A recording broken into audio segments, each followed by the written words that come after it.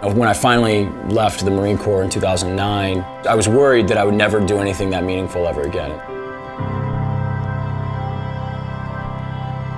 Team Rubicon started by accident about 3 months after I got out of the Marine Corps. We just went down to Haiti with a group of guys looking to help out. No intention of starting a nonprofit, had no intention of that effort lasting beyond the 2 or 3 weeks we'd spend in Port-au-Prince. After being down there for 2 or 3 weeks, we saw the impact that we were capable of having and decided to come back and incorporate as a nonprofit and build the organization from that point forward. I had no experience running a company. I had an undergraduate degree in business, which really means absolutely nothing.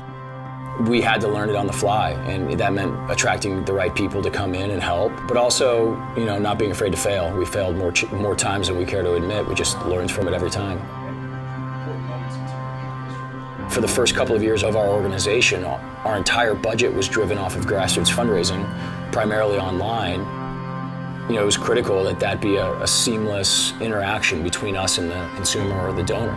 And so Classy was able to provide that for us and add new features as we've scaled over the last couple of years, and it's still a platform that makes sense for us when we're 100 times bigger than when we first implemented it. Having the right tech infrastructure in place is critical. That's where organizations should be investing in that right off the bat. The temptation is not to, but there's such force multipliers. You'll get huge dividends out of them down the road. But just having the right tools to meet donors where they're most comfortable, being able to bring an organic feeling donation checkout page onto our website, being mobile friendly, all these things has helped us reach donors where they want to be reached, and that's been really critical. We have really frank conversations with people. Yes, we're investing in our finance and development because we need to drive another extra $10 million in revenue next year, and that's how we're going to deliver services to 100 communities next year instead of the 35 that we did this year. The thought process is you should spend every dollar that you need to accomplish the mission, and saving dollars when you should rightfully spend them is just as bad as wastefully spending dollars when you shouldn't. And I think we've really driven that home to people here. Don't be afraid to spend money. If it has impact, spend the money. As an organization, we've got pretty ambitious plans for the next 5 years. We are going to continue to strive to be the best disaster response organization in the world.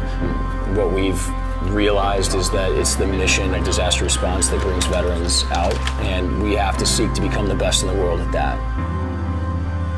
We'll be the organization people look to prepare for it, to respond to it, and then finally to recover from it.